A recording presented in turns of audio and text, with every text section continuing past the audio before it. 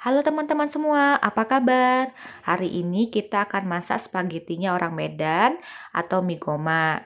Nah, bahan-bahannya yaitu setengah kilo mie lidi. Nah, satu bungkus itu biasanya isinya 1 kilo ya teman-teman. Yang kedua yaitu 1 butir telur. Untuk sayur-sayurannya kita pakai setengah potong wortel dan kol secukupnya. Semua bahan ini sudah dibersihkan ya teman-teman. Untuk bumbunya, yang pertama yaitu ada 10 buah cabai merah keriting, 8 siung bawang merah, 3 siung bawang putih, 3 buah kemiri, 1 ruas ibu jari jahe, kemudian kunyit 1 ruas ibu jari. Nah, ini semua untuk dihaluskan. Lalu ada daun bawang dan 4 siung bawang merah. Nah, daun bawang dan 4 siung bawang merah ini untuk kita tumis. Oke, disiapkan semua dulu ya teman-teman. Nah, mari kita mulai. Pertama-tama cabenya dipotong kecil-kecil lalu dimasukkan ke blender. Supaya lebih mudah untuk memblendernya ya teman-teman. Semua bumbu ini harus dihaluskan sampai halus ya teman-teman. Kemudian masukkan bawang merah, bawang putih, jahe, kunyit.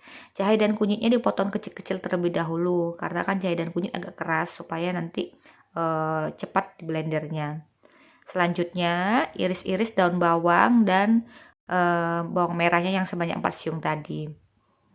Daun bawang dan bawang merahnya ini untuk ditumis aja ya teman-teman. Kalau mau ditambah lagi daun bawangnya silahkan. Kalau saya kebetulan tinggal sedikit aja, sisa stoknya di kulkas, jadi saya gunakan yang aja ada. Oke, masukkan semuanya ke wadah.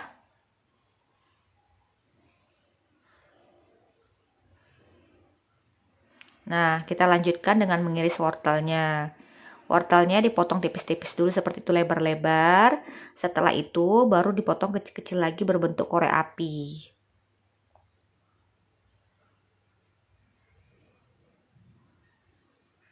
Nah, nanti kalau misalnya setengah buah wortel kayak gitu kan dipotong korek api terlalu panjang. Nah, baru dipotong dua seperti itu. Potongnya kecil-kecil aja ya teman-teman supaya cepat masak. Pastikan semua bahan-bahan tadi sudah teman-teman cuci dan bersihkan juga ya. Nah, untuk mie goma atau mie lidi ini teman-teman bisa beli di mana-mana kok sekarang, nggak cuma ada di Medan, di Facebook banyak kok yang jualan online teman-teman. Jadi bisa dibeli oleh teman-teman dan bisa dimasak sesuai selera. Nah, ini daun kolnya dipotong jangan kecil-kecil ya teman, supaya dia nggak cepat masak. Kalau daun kol kan sebentar aja tumisnya. Oh ya, tadi saya lupa, nanti kita gunakan juga sekitar 200 ml santan kental ya teman-teman. Santan kentalnya kebetulan saya taruh di freezer, jadi nggak saya masukkan ke video ini. Nanti pada saat digunakan aja saya keluarkan. Nah, pertama-tama teman-teman sediakan 1 liter air bersih dan direbus sampai mendidih di atas wajan seperti ini ya. Nah, setelah itu teman-teman masukkan setengah kilo mie lidinya ke dalam air mendidih.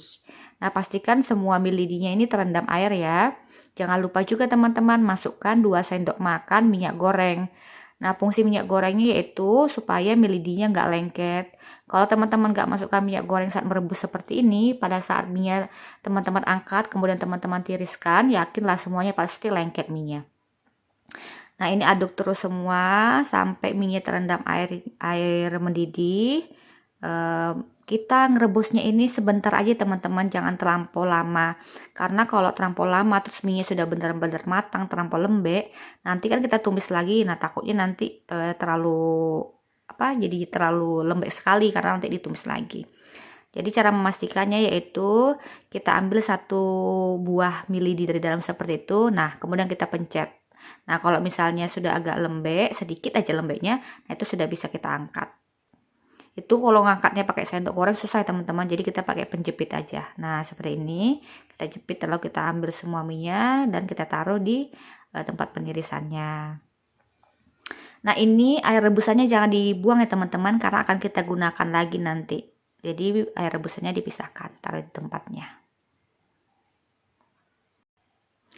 Kemudian kita masukkan minyak goreng secukupnya untuk menumis bawang dan sayur-sayurannya juga mie nanti. Nah, kalau sudah mendidih seperti ini, sudah bisa teman-teman masukkan bawang merah yang 4 siung tadi. Kita aduk.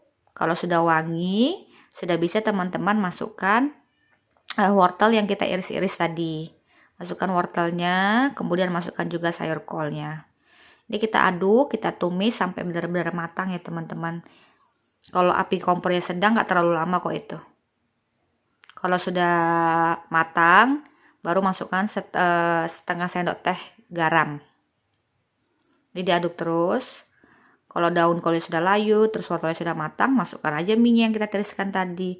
Nah, ini kita aduk terus sampai mie benar-benar matang. Nah, di sini baru agak lama sampai kita pastikan bahwa mie sudah benar-benar lembek saat kita pencet ya teman-teman. Ini gunakan api sedang aja, jangan api besar. Dan harus terus diaduk supaya tidak lengket di dasar wajannya. Nah, seperti itu.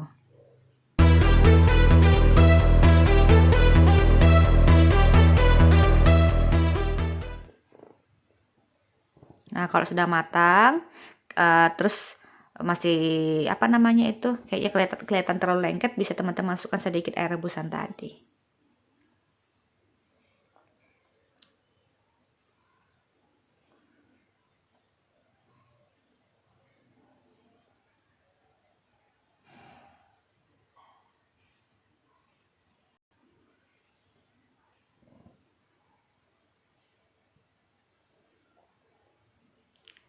Nah, itu sudah matang ya teman-teman. Angkat, lalu kita sisihkan ke wadahnya. Nah, selanjutnya kita siapkan minyak goreng secukupnya untuk menumis bumbu yang kita haluskan atau kita blender tadi. Ini saya gunakan wajannya agak besar karena wajan yang kecil tadi saya rendam pakai air. Nah, kalau sudah mendidih, masukkan semua bumbu yang sudah kita blender atau kita haluskan tadi. Bumbunya terserah teman-teman ya, mau di blender boleh, mau diulek boleh. Kalau saya suka yang praktis-praktis, jadi saya blender aja semua. Ini bumbunya ditumis sampai benar-benar matang dan ditandai dengan aroma yang sudah wangi. Jangan sampai belum matang teman-teman sudah masukkan air ya, karena kalau seperti itu nanti rasanya kalau kata-kata orang agak lengau gitu. Terus nanti jadi cepat basi. Jadi pastikan bumbu yang ditumis ini benar-benar matang ya. Aduk terus sampai benar-benar matang. Kalau masak mie ini memang butuh apa namanya teman-teman, butuh kesabaran ekstra karena kan prosesnya nggak bisa cepat. Tapi begitu sudah masak baru kita nikmati bersama keluarga, itu cepat sekali habisnya. Nah, ini diaduk-aduk.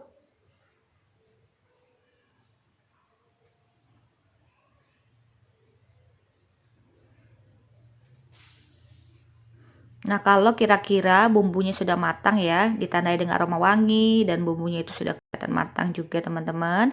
Nah, teman-teman bisa masukkan air rebusan bekas mie-nya tadi. Nah, ini kemudian masukkan 1 butir telur.